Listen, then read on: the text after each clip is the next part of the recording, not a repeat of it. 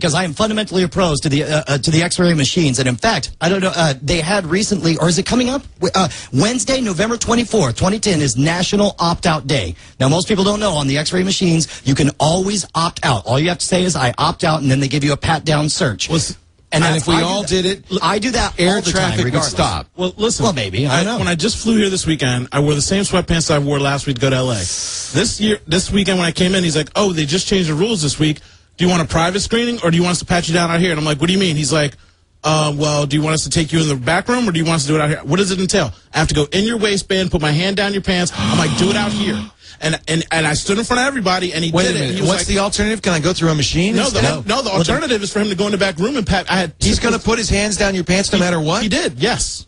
And I said, I'd rather have him do it out here in public, because just what Brian said. He's already ashamed to do it, and I feel like he's not going to go as deep. When did this happen? This weekend. They're required to put their hands down your pants? They just changed the rule. Well, he put his hands on it. His hand was... Wait a minute. No, they grab your nuts. They don't necessarily pull it. This is the new TSA is that you have to get. If you're wearing sweatpants or baggy clothing. Oh, baggy clothing. I was wearing sweatpants. They're not baggy. They're sweatpants. He put his hand. This is my waistband. Because I got to tell you, if I have to get somebody's hand down my pants, I'm not flying. Ran his hand around the ring of my waistband and then patted the front and then patted my butt and then in my crotch. And you know, it's all security theater. It does absolutely nothing. That's the part that kills me. Is that for all of the federalization, for all of this giant bureaucracy, for the $5.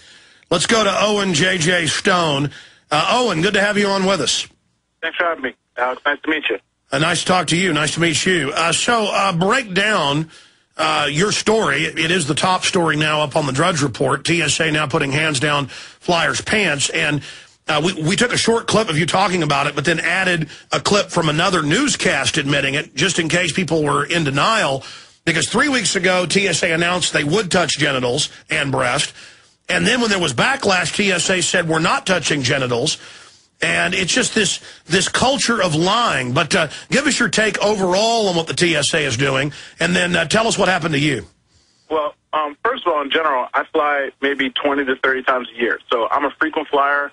I do not carry any liquids. I don't even carry deodorant. I check all of that stuff, or I go to a local market and buy, like, the trial sizes. I never ship with anything at all. And I don't go through with any metal, no watches, no phone, nothing. So when I go through, I never beep. I haven't beeped in years. So, I know I fly. I don't want to get beeped. So I flew 10 days ago into L.A. wearing the same clothes.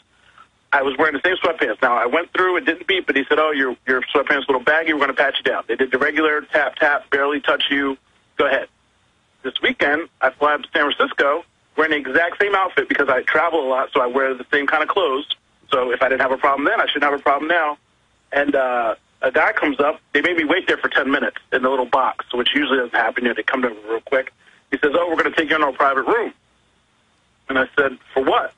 He's like, oh, we're going to have to pat you down. I'm like, well, they always pat me down. Just pat me down right here. He's like, oh, I'm going to have to go inside of your pants.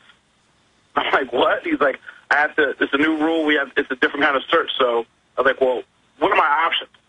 And he said, well, I could pat you down out here, or I could do it in a private room. He's like, you probably prefer a private room. And I looked at him like, there's no way I'm going anywhere. All my stuff's here. I travel with electrical equipment. I'm not packing up all my stuff at all. I'll do it right here. I'm not going anywhere. So he got down on his knees, and he started patting me down the regular way. Then he said, okay, now I'm going to stick my hand down your pants. And literally to his wrist, his hand went in my waistband, around my crotch, around my butt twice. Then he went on the outside pat down on front and back, and then he put his hand back down in front of my pants to, grab at my crotch, the feel in between my legs. Excuse me. The hand was inside on your crotch. Yeah, I had not inside my underwear, but inside my pants. Oh my God! He was feeling the front of my thighs, and the whole time the guy's saying, "I'm sorry." I'm a fairly big guy. I'm overweight, and I'm 6 foot tall, and he was 5'4" maybe, and he had the fear in him because I was just hot. And so he just said, I'm so sorry, and I'm just thinking, what would happen if you took me in a room? Because he was already embarrassed to do it. Apparently, they just changed the rules, so he hasn't had weeks of time doing this or practicing or, have his mind set on, hey, this is what I do. So he was embarrassed to do it and apologetic to do it. But at the same time, I'm like, wow, I'm going to have to start wearing, Speedos or something to go to the airport so they know that I'm not carrying anything. I don't know. I don't know how women are going to put up with it. I have no clue. Well, you teach your children, don't let strangers touch you. And now, 3 weeks ago, I was at an airport in California, and I watched nothing but women and children put through for some reason in the 4 scanners. Then they would call them out and touch between their legs, touch their breast. I saw this being done to babies and baby carriages. My daughter's... I'm sorry, go ahead. My daughter's 3 years old, and I will not take her flying anywhere until she's at least 4 or 5. So if anything happens like that, she can explain to me what's going on or you know, how she's feeling, because I see that kind of stuff happen with kids, and people are like, oh, bring your daughter. And I'm like, I don't take my daughter anywhere that I can't drive because I'm not going to have someone else putting their hands on my child. Like, I don't even know. Like, I heard the clip earlier, and it enraged my heart. I don't know how someone can stand there and let their child scream and be violated by a stranger. Who knows what that's going to do to that child? It won't happen to my child. I can't imagine. But if they can get away with this, Owen, they can get away with anything. I mean, clearly this is being done to train us and condition us to have the government in our business, the government putting their hands on our bodies.